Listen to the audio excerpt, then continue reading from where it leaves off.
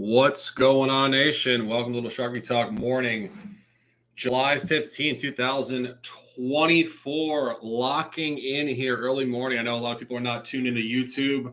I've been off the grid a little bit doing productive work. The last time you guys saw me, I was certainly a lot less happy. I will say that. I've taken a lot of time off the internet. It's been incredibly productive for my mental health, and it's been incredibly healthy for my health in general. I feel great. And it's a blessing to be here with you guys on this Monday morning, and get lots of people file in the door. I know I don't have a huge following on YouTube. I actually am without a cell phone currently because I am doing my yearly hiatus from owning a cell phone, which is actually a very intentional thing that I do in the summertime, very similar to how sports media entities across all different scopes and institutions take time off. The phone regulates our life so much with sports betting and sports media. I sometimes have to put the phone away for about a month, 6 weeks in the summer, and just really get back down to the grid of life that I lived growing up as a kid with no phone, being outside, working out, talking to people, enjoying myself, and only using technology when I decide I want to use technology. And of course, that's not to say that that's a reasonable solution for everybody in the world, but I will say this. If you ever decide to put your phone down, put it in the closet, put it in a drawer, get rid of it, get a new provider, just whatever you're going to do it for a month and allow yourself to be a kid again and not be controlled by the phone. And also, truthfully, realize how much the phone can really control your life as a contemporary person in 2024. And it's something that I reflect on all the time. I try to always improve. I try to always have self-awareness.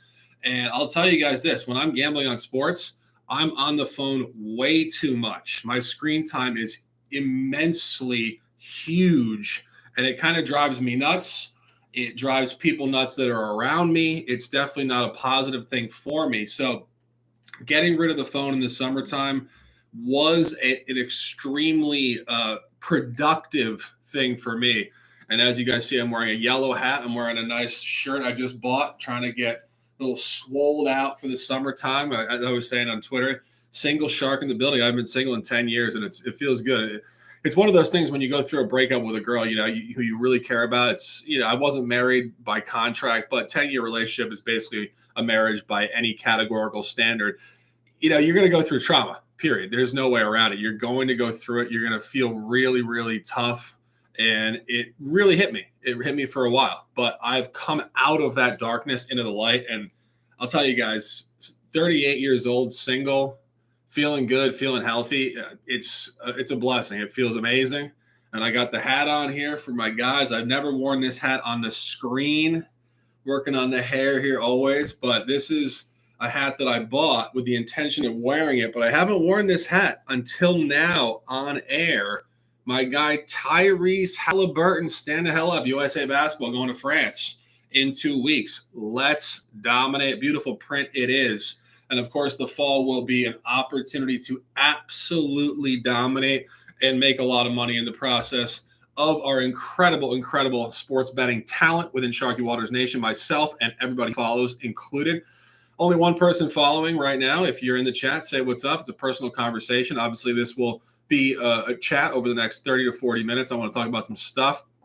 I'm going to try to get some people in here. Of course, I know it's 7:30 in the morning on Monday morning. I'm a natural entrepreneur. I've always lived kind of the overnight lifestyle. I think just kind of the way I see the world a little bit. I love the morning. I love the light, but the entrepreneurial endeavor is oftentimes overnight.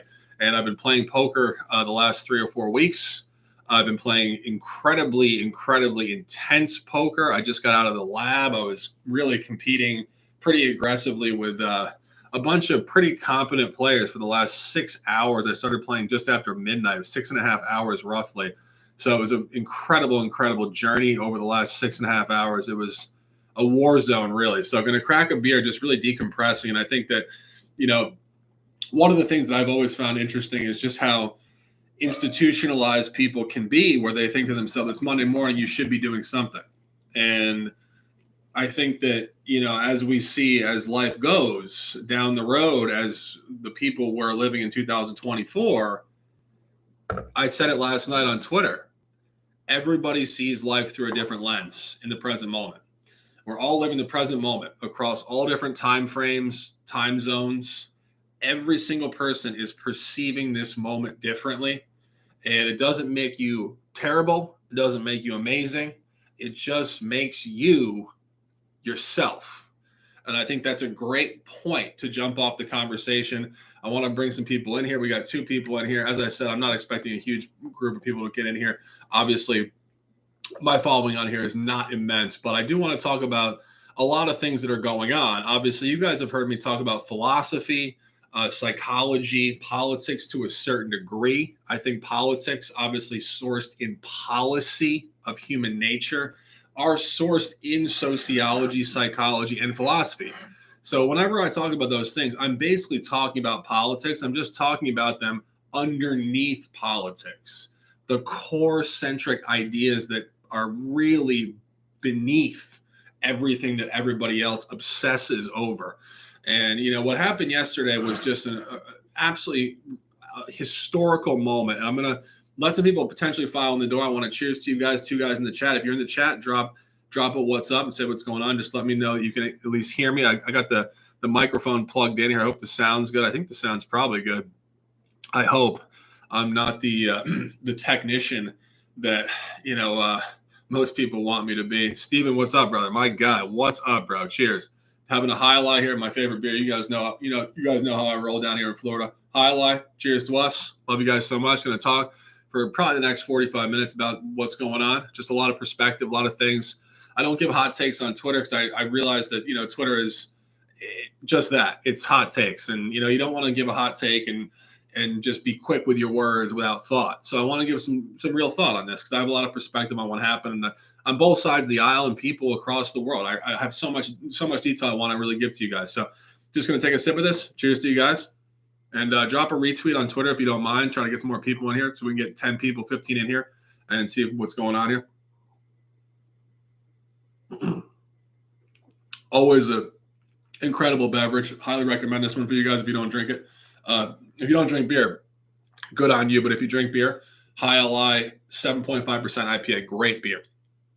And as I mentioned when I introed, just played poker for 6.5 hours. So just kind of got out of work almost. So I'm really feeling decompression mode, 7:30 in the morning. But, time is relative. Effectively, it's basically like 6 o'clock, in the evening for me, getting off like a 9 to 5. So just kind of winding down here.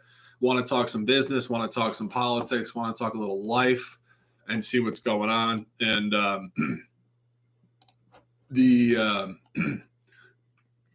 hopefully the sound is good. I think the sound is good here. But, the first thing I want to say about what happened yesterday is that dating back to 2015, 2016, when I first saw Donald Trump do political debates before he became president, the first time, and he was debating, the Republican conglomerate who were all lifetime politicians. I was very outspoken. I thought he was completely crass. I thought he was unregulated. I thought he was rude. I thought he was very disrespectful, and I thought he was unpresidential. So I've never really been a Trump guy. I thought that Trump was a businessman. Obviously, apparently he got some money from his dad and he really jumped off. So good on him. A lot of people get gifted $1 million and don't do anything with it. So you got to give the guy a lot of credit for his business acumen and prowess. But as a politician, I thought he was really a terrible politician. I thought he was so unbelievably rude and just unregulated.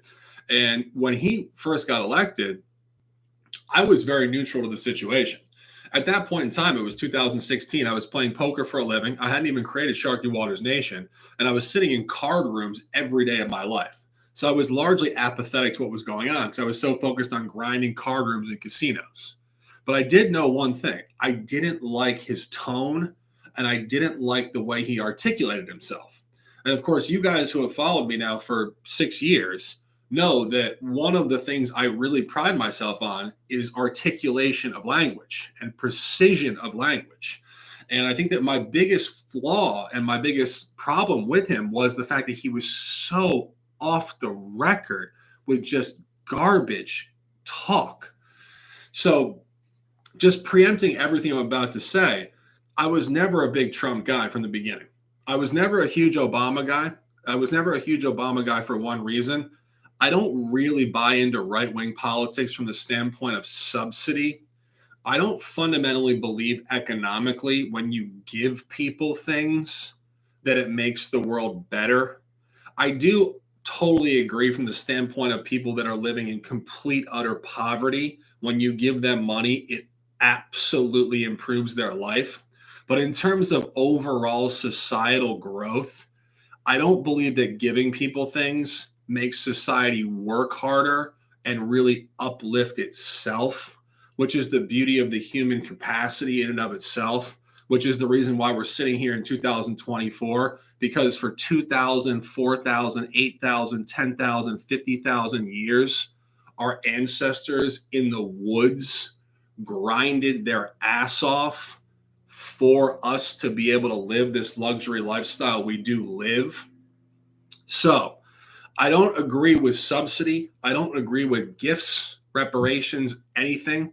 Even if something was done horribly wrong to somebody, I feel like a handshake, a conversation is much better than saying, you know what? It was so bad. We're going to give you this and we're going to hate those people more in the future. It's polarization and it's retroactive and it's not progressive. And I think a lot of the progressivism that as a word is actually very paradoxical, hypocritical, because a lot of the progressive politics are actually extremely regressive. It's rehashing the past, it's making people angry about things that happened years in the past. And these things did happen, but harping on them continuously in contemporary times does not make people better. It makes people angry, miserable, vengeful, and vindictive. And society does not prosper in any context when people are feeling vindictive towards each other for things that happened years in the past. So the left wing has always deserted me because of that, but the right wing also deserted me. So I was never one of these guys that was so feverish on either side. I was just always in the middle, objectively trying to figure out what's really going on in the world, while also understanding that the government, for the most part, in my opinion, is a bunch of hot air. And these people don't accomplish a lot. They tell you a lot of platitudes, a lot of bullshit. Their campaigns are largely centered in tearing the opponent down more so than actually giving you legitimate content as to what they're going to do. And I think when you really look at what happens with these term limits, not a lot gets accomplished. And a lot of past presidents blaming other presidents and this, and that. It's like, guys, you're in 100-year flow. You didn't really do anything. He didn't really do anything. You're just really largely a figurehead across the top of the state. And, I think that that's a jump off point to the conversation that I want to have about what happened yesterday. People are so unbelievably brainwashed by media. They really are. And I want to start off with the shooter. So when I saw the shooter earlier this morning, or yesterday morning, Sunday morning, the first thing that I thought to myself was, this kid unquestionably had terrible mental health issues. And just objectively speaking, the guy was not a good looking dude. He was very awkward looking. And you guys have all gone through high school just like I did. And you guys know this. High school is a tough place for people that are antisocial, not good looking, unathletic, and nerdy. And when I looked at a picture of this guy, objectively speaking, I thought to myself, this guy is the absolute top level prototype of the type of guy that was probably bullied all throughout high school. And you start to go through gangs, you start to go through radicalization in any sort of religious or political faction. It usually roots back to incredible personal trauma on the part of the person who commits that radicalization. And I just saw the picture and I said, I said to myself, this is unbelievable. Like, because this is exactly the type of kid who would get just completely shat on his whole life, hates everybody, hates himself, and then commits this bullshit act.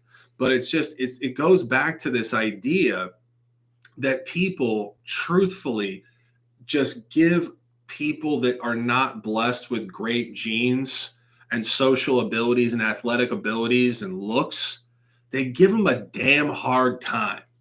And, I always try to, as I said, look at things maybe a little bit off the center of what everybody else is looking at. And the first thing that I look at is I look at a kid that was highly disturbed, highly persecuted, most likely, and not born this way. And I think that's a really interesting point about life. Most people that commit crimes, whether they're petty, middle ground, or high level of this nature, they're not born that way. They don't wake up in the womb in their first year in life and say, wow, this is terrible. I hate life, man. Like, life sucks. I'm gonna, get a freaking rifle and shoot the president.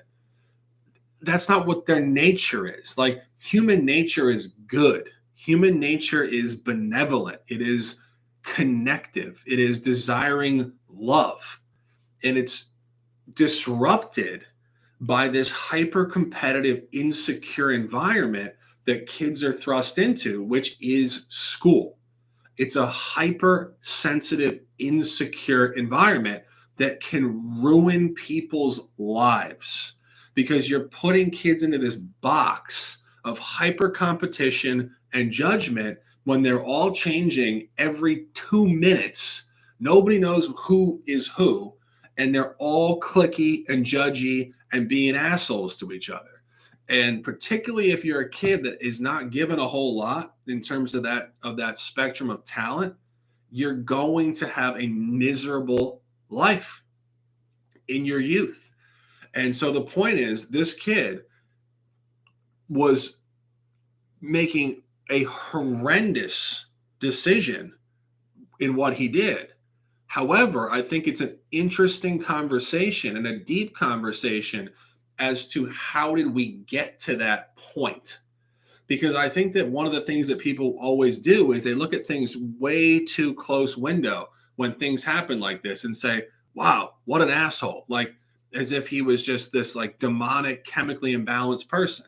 And yes, of course, there are some people that are chemically imbalanced, but they are complete outliers to what I'm talking about. Most people that commit crimes are normal human beings that are just absolutely suffering in society as currently constructed in their lens. And that's where I always go back to it. I think to myself, this kid was 20 years old. 5 years ago, you think he was plotting to murder Donald Trump? I don't think so. I think that there's just this continuous burn on these guys, and then they snap. And I'll say this is a very unique experience that I had. I was in an AA meeting about 2 years ago.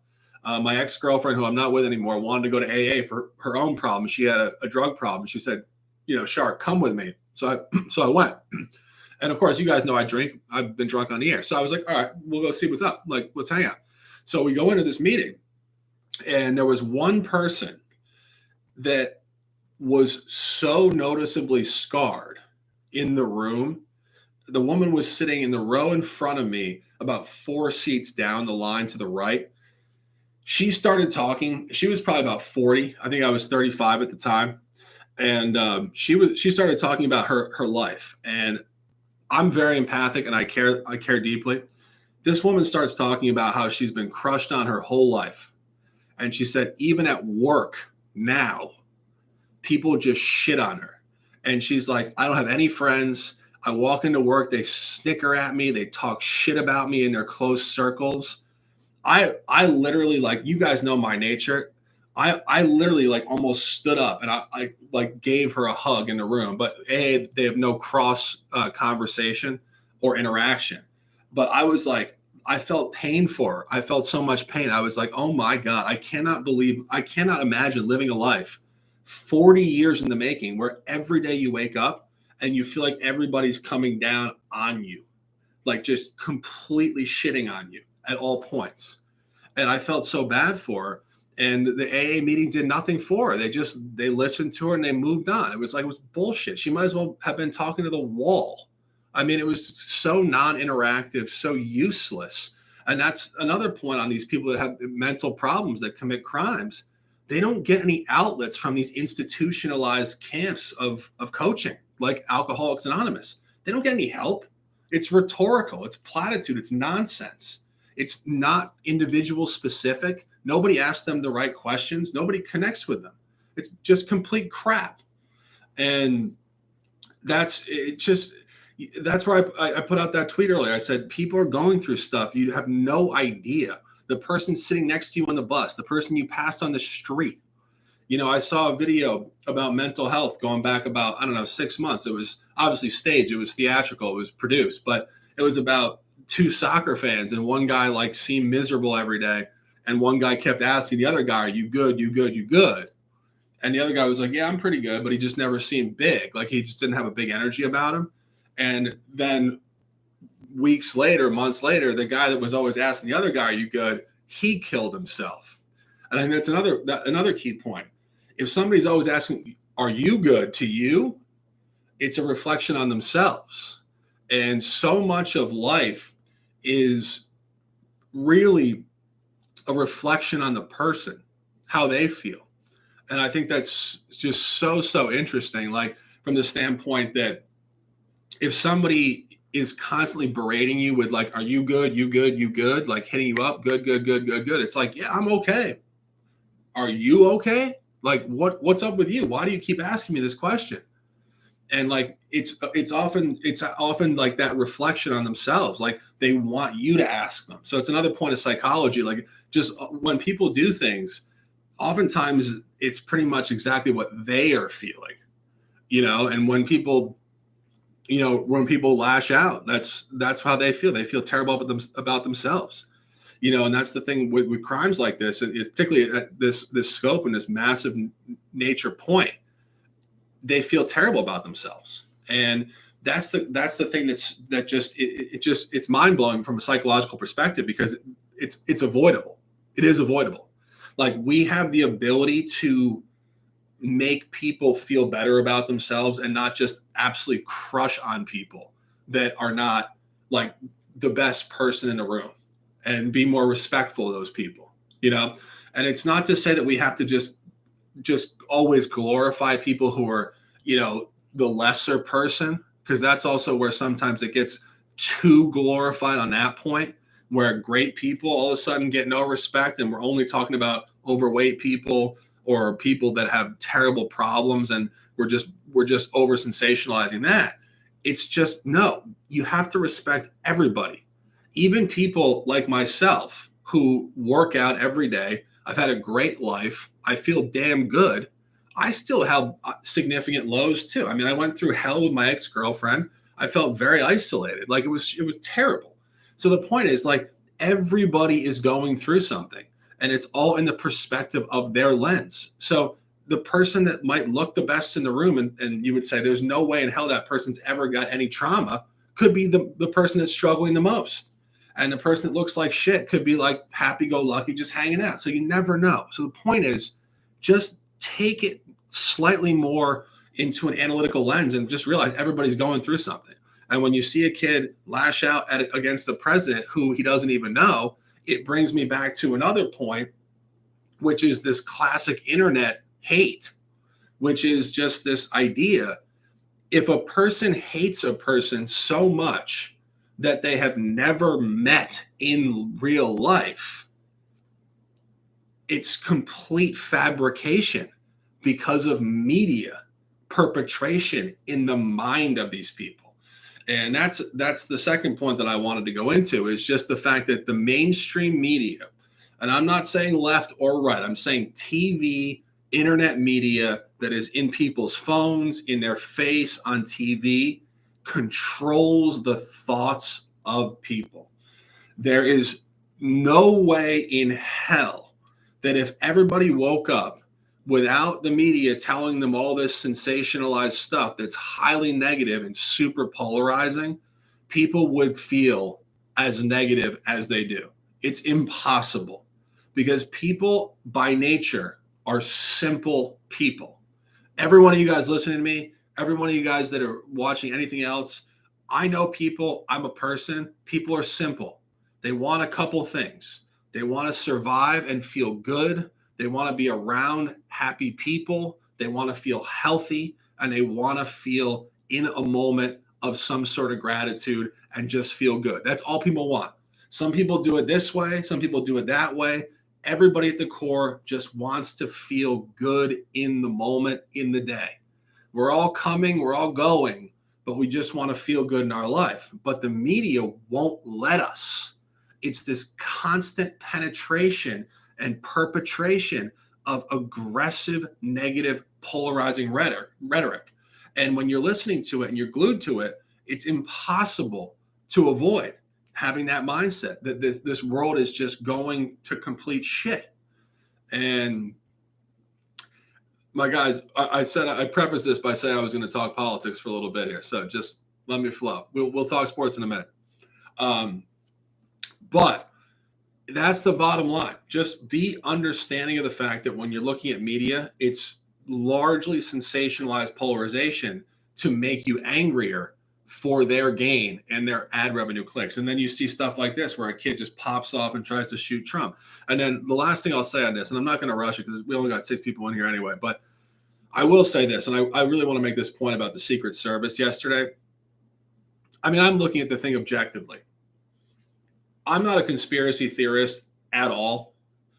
It's borderline impossible, in my opinion, for the Secret Service to not see a shooter on the only building in the vicinity within 150 yards. I mean, we're talking like straight out of like you guys remember 24 with Kiefer Sutherland? Like that's what it reminded me of. Like Kiefer is on the case and he's got like his guy and they're trying to like the president's about to get shot and they're rushing to the scene because like the CIA is like corrupt and like the Secret Service is corrupt. Because if you really just objectively think about this, if you look at the map of where Trump was standing on that stage overhead, it's like a big open field in like Western Pennsylvania, I think just north of Pittsburgh or something. Like there's not a lot there. There's no real infrastructure from a building standpoint. I think there was like maybe a fake building over here and like maybe like a trailer or something over here. Where the shooter was the only legitimate building on the entire property. So it's like if anybody in the world went in there and said like, okay, we're going to figure out like where a guy could possibly go, it's probably the first place you would go. And all this bullshit about not enough resources and just all the excuses, like save the excuses. Like I don't need the excuses. I'm just looking at it with my own 2 eyes. I don't even want to hear what they have to say. That doesn't even make sense. Like it doesn't even make sense. Like it's basically impossible if you look at a building grid of that site, that host site. It's basically impossible for them not to have cased that building unless there was something so egregiously off where then you say to yourself, were they just so incompetent? Were they so fatigued and just missed it in an outlier? I'm saying like systemic incompetence where they're just like not good at their job, or were they fatigued that day, or is it an inside job? And I'll tell you this. I was never a person growing up that was a conspiracy theorist. But you know, when you see a lot of this stuff, it makes you significantly question, because there's no way in hell that guy should have ever been on that roof.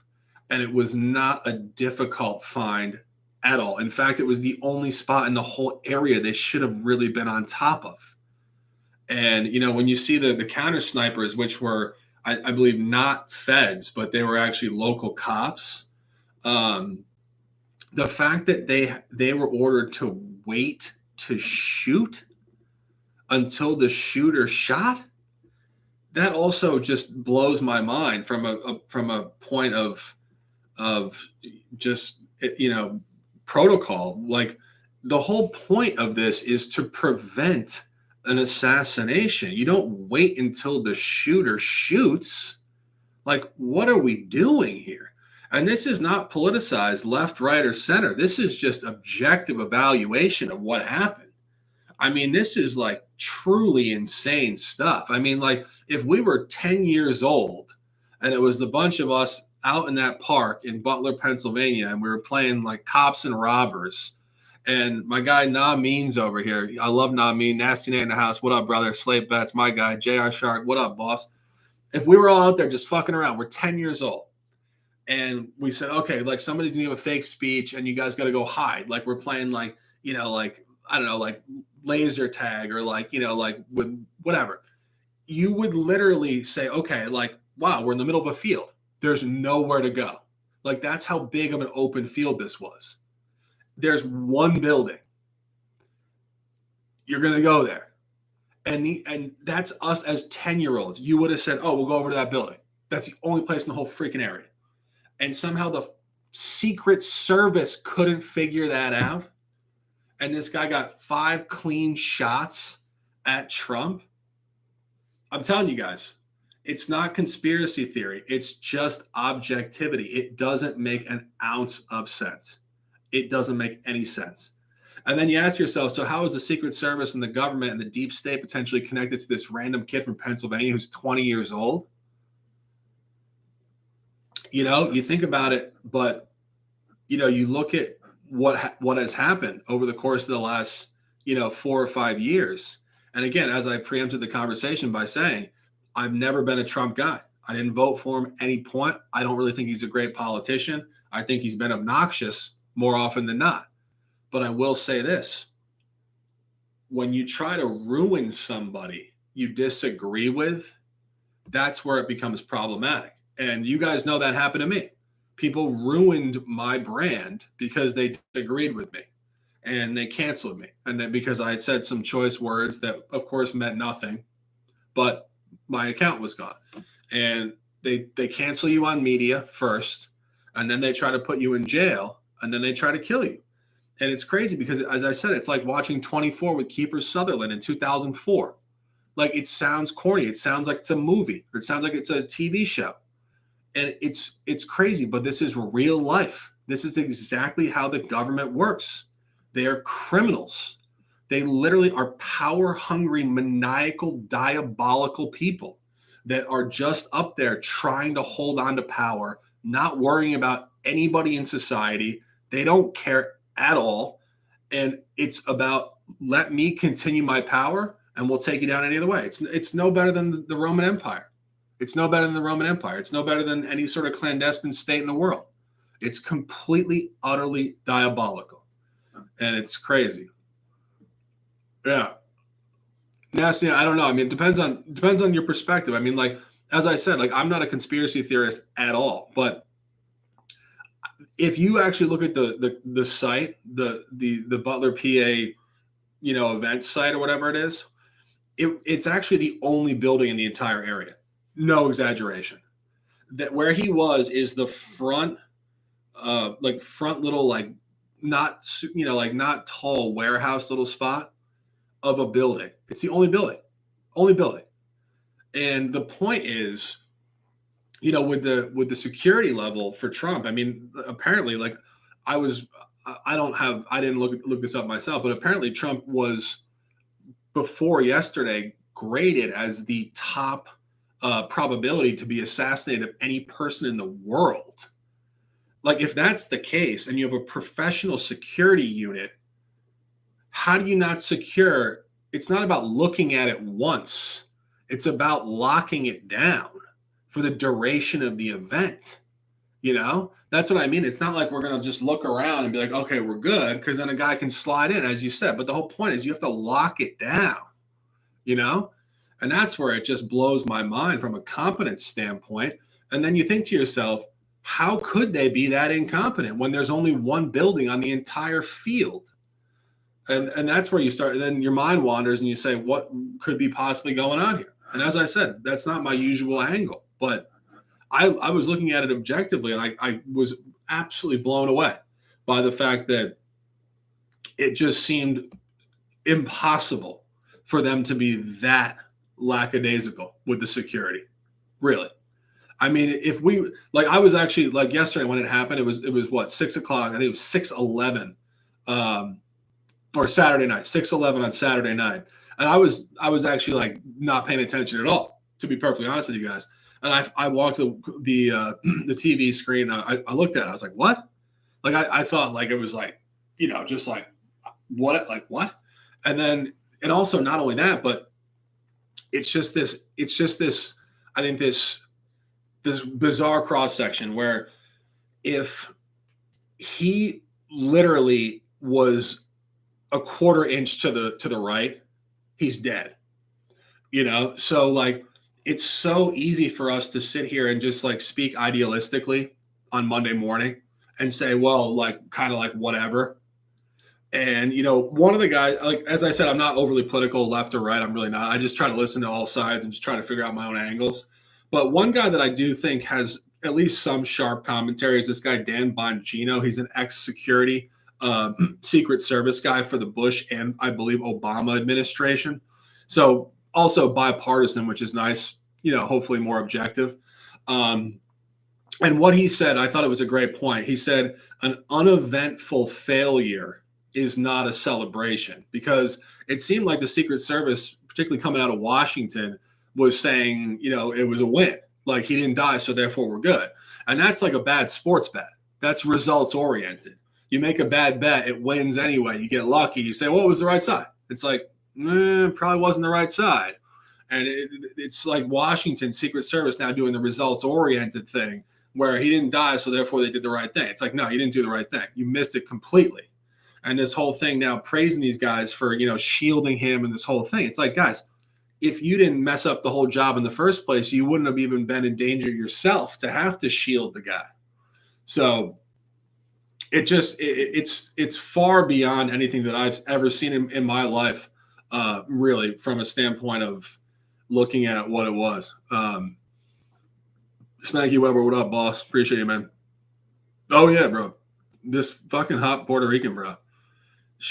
I stopped hooking up with her because she was kind of, I don't know, just a lot going on. She had a couple kids and she started making like weird accusations about me being married and I wasn't.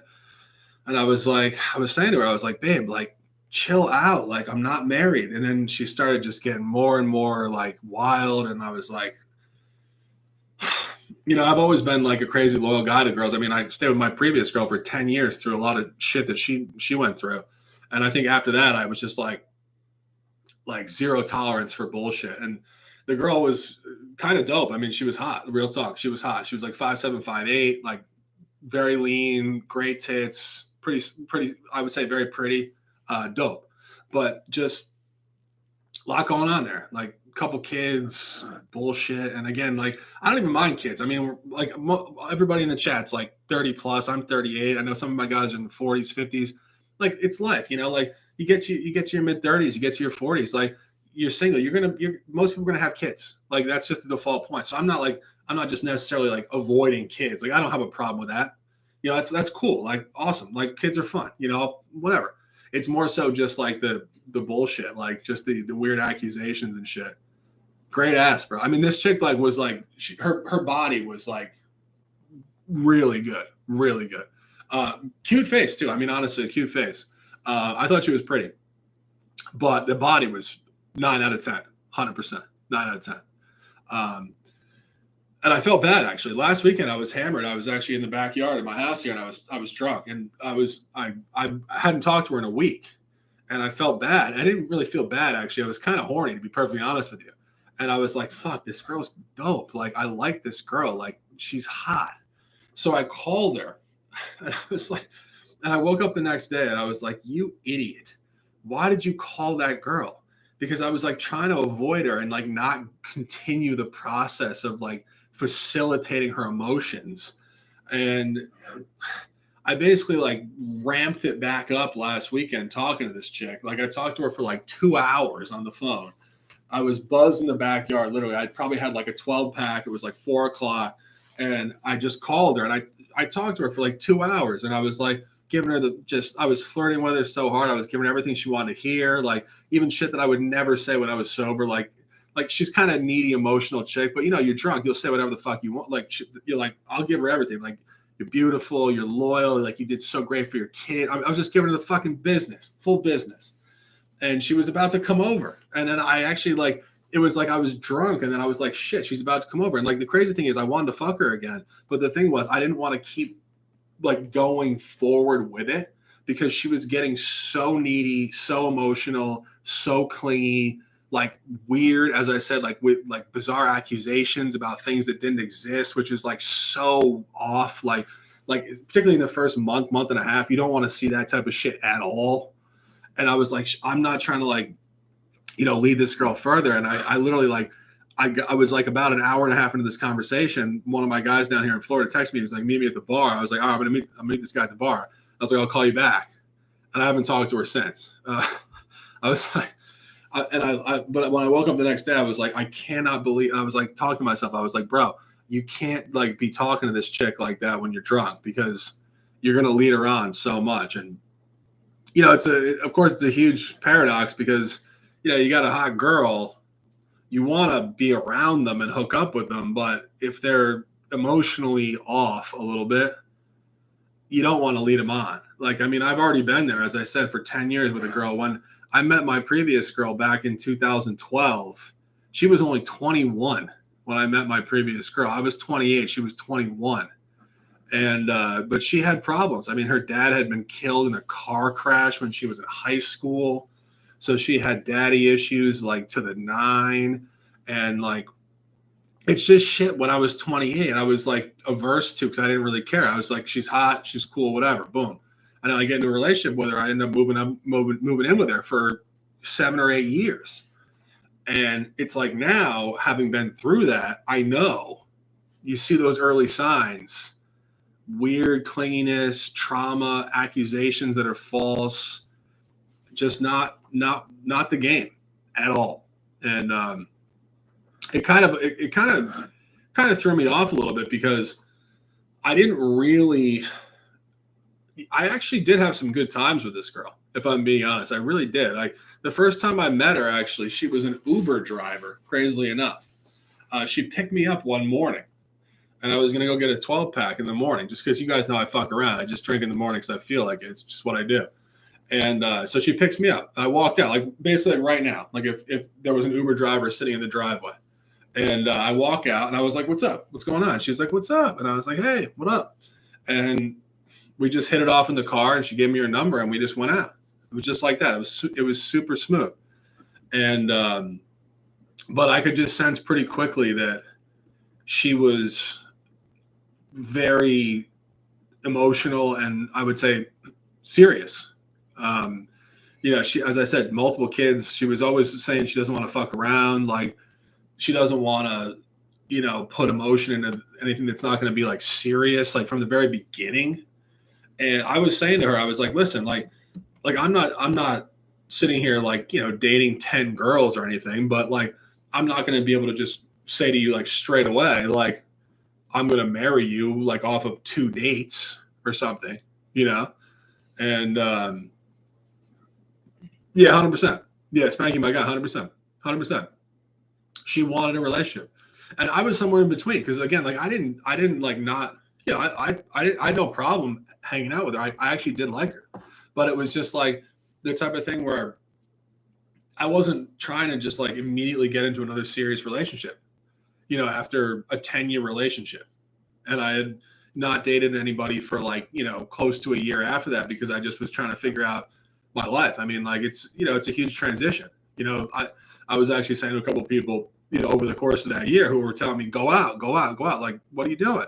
And I said, I just need a little time to like reset my mind because I really thought that I was going to go the distance with my previous girl, even though she had her bullshit and the whole thing. But I had envisioned like my life going that direction. So it was very, traumatic is certainly a correct word, but I would say also just like a transition, like emotionally and visually, like in terms of like how I visualize my life going forward. So it was like for a period of time, like at least 6-8 months, I didn't want to go out with other girls. Like it was weird. Like I could, no problem. But it's just like I didn't want to be around anybody. Like I just felt like I couldn't give them myself. Like I would have been inauthentic. I would have been forcing it. I would have been disingenuous in the moment.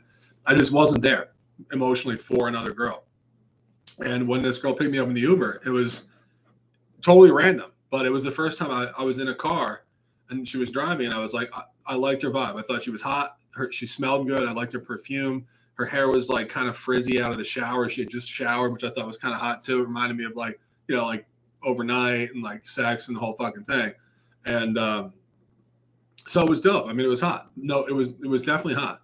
But again, like she definitely wanted to be super serious. Like very quickly, like we're holding hands everywhere in public. Like we were out on a couple dates, and like you guys know I'm very conversational. I just talk to people. Like I'll talk to the bartender. If there's people next to me, I'll say what's up to them. Like I'll buy people shots. Just who I am. I naturally just want to engage people. And one of the times we went out, she actually turned to me and she said, "This is not for me. Like I don't like this." And I was like, "What are you talking about?" And she's like you're being disrespectful, like blah blah blah. And I was like, "No way." I was like, "I'm not being disrespectful at all. I'm being respectful. I'm connecting with people in the world. Like I'm not a clandestine person who goes out and sits at a bar by myself and looks at my phone or hangs out with one person." And I said to her, "Listen, like if you're going to date me, you have to realize that's who I am. Like I'm highly social.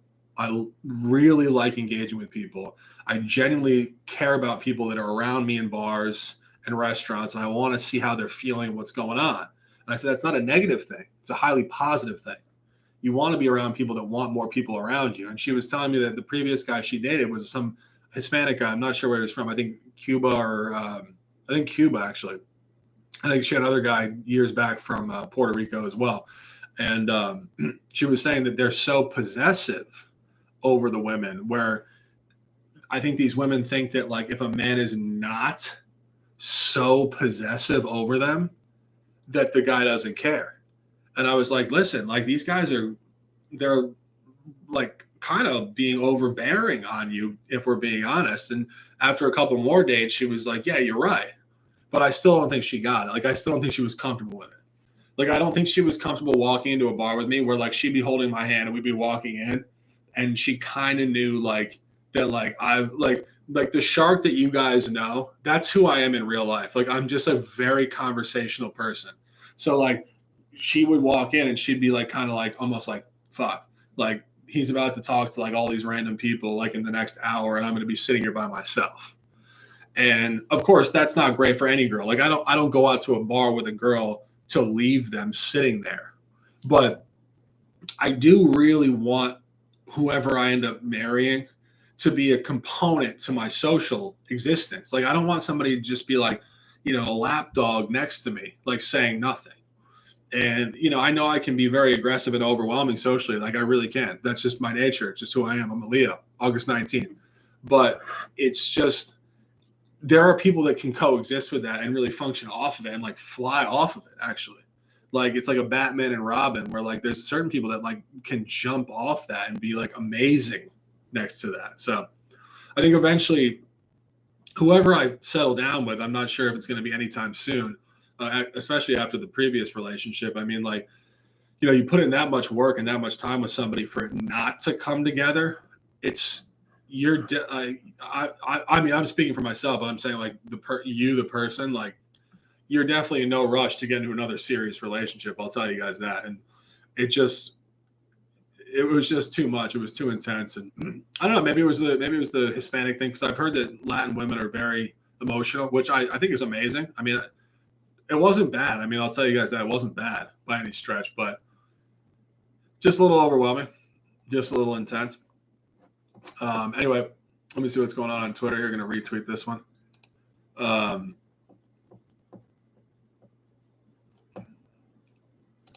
Appreciate you guys hanging out here Monday morning, an early one. And going to take a sip of this beautiful highlight. Cheers to you guys. Cheers up, fears down.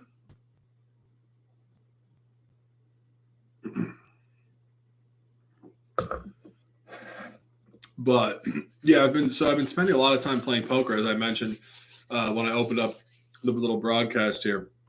And that's why there haven't been baseball plays. And a couple of guys were messaging me and they were saying, you said you were going to put out baseball plays. And, honestly, I wish I was in the mood to put out baseball plays. I really do. I really do. Like, and I think you guys know how I feel when I say what I'm about to say. If you have a passion for something, like if something's calling you, like if something's like you feel pulled towards something. I just don't feel pulled towards MLB betting this year. I really don't. I was trying to do it. I was break even. I was down about 5 units. It was just so variant, and it was just such a distraction for what I was actually trying to do, which is actually play poker all summer. And I had mentioned this going back when I first started the channel back in 2018. And I had talked about poker extensively, but I played poker professionally for 11 years. And I started to sports bet through the back half of that 11 years. And that's when I started Sharky Waters Nation, when I felt like I was very competent at sports betting. But I started sports betting when I was a professional poker player as a side point. And I eventually segued to full-time sports. And then, of course, the content angle as well. But I played poker for a long time professionally. And I'm very good at it. I like it.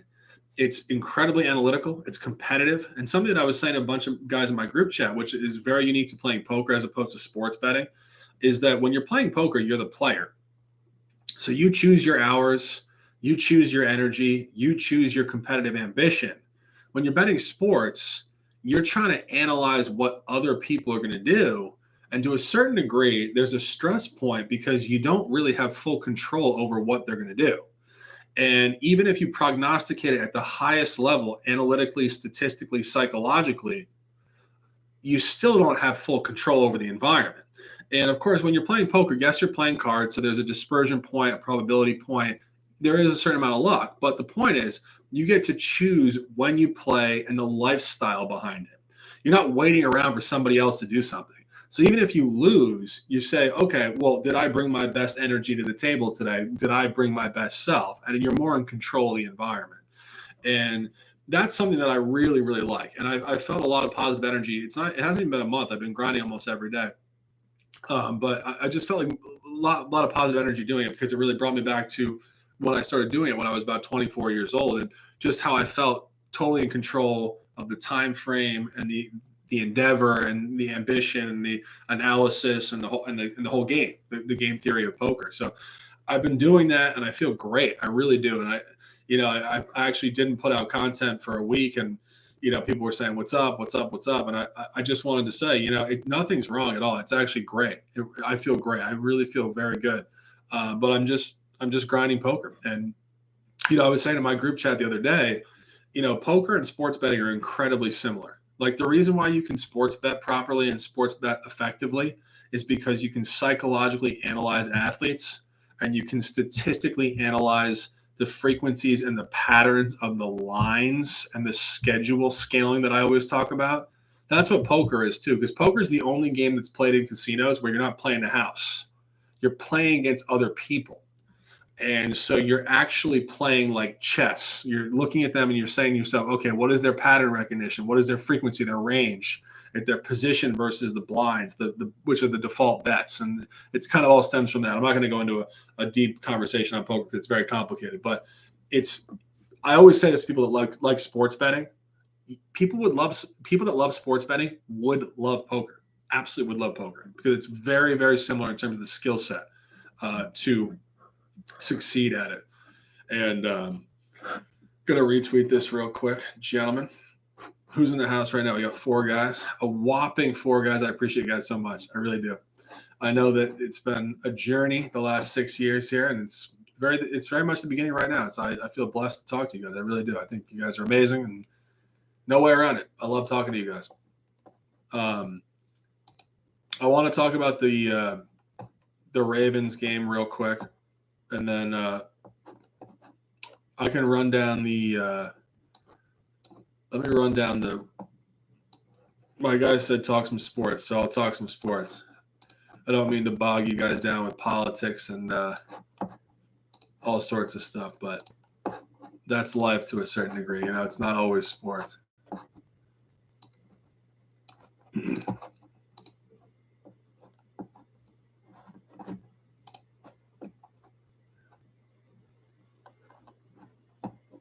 see if I can.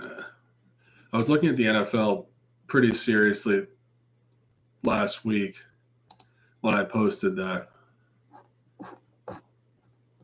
Yeah. Yeah. Yeah. Baseball is like, you almost have to just be like, I don't even know. Like, it's, you have to just want that sweat, like that degen sweat. It's like I was saying, I always say to my group chat, because I do, like we always have these conversations. So I'm just repeating my thoughts. But I was saying to the group chat, like with baseball, it's like some people just love the sweat. Like if I have a sports bet, I don't want to sweat it. Like I want to blow out. I don't want to sit there and like have to grind out mentally like 3 hours of some like crazy variance. Like did the bullpen blow it or not? Like it's stressful, really stressful. And that's where some people just love it. Like I remember when I was talking to the great Fusini like 3 or 4 years ago, he was saying, I love it. I love it. Like it makes my day complete. And I said to him, I was like, good for you. Good for you. But I'm not there at all. Like sweating sports does not make my day complete at all. Like it makes my day immensely stressful. And like I want the games to finish quickly.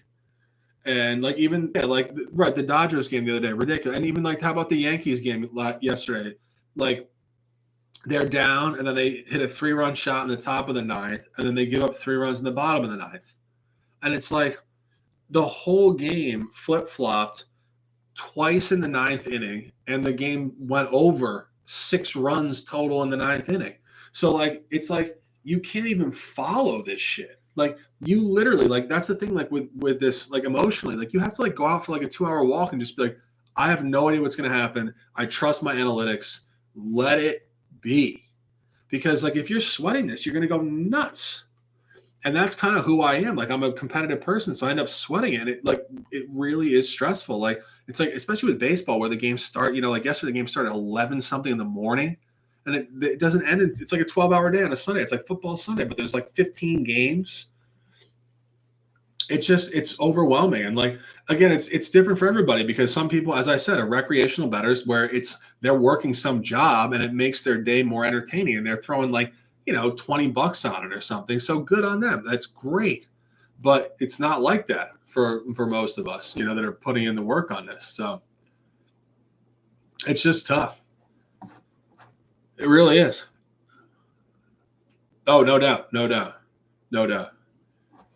Anyway, I was going to do a rundown, but my neck's killing me. I've been on here for an hour. Just wanted to give you guys a shout, and just wanted to give you guys some love, because I really do appreciate you guys so much. And, it's the summertime. There's not a lot going on. As I said, I was planning on doing baseball, but my motivation is just not there. I'm so much more into poker. It's my game. It's my endeavor. I'm just in there. I feel great. So just want to give you guys a big time shout. I appreciate everybody that interacted with this. I'm going to retweet this throughout the day, and about an hour in the books here. So that's a solid little run here. And, Spanky Weber, I appreciate you for interacting throughout the last 20 minutes here, bro. You the man for that. And sending you guys great vibes. Have a great Monday. If you're working, work. If you're partying, party. If you're working out, work out. Just be in the moment. Don't be there. Don't be over there. Be right in the center, because life is right in front of you. So I appreciate you guys so much. Shaggy Waters Nation. All love and respect. 9 words of lifestyle. Ride the wave. Read out of the water. Let's go, gentlemen.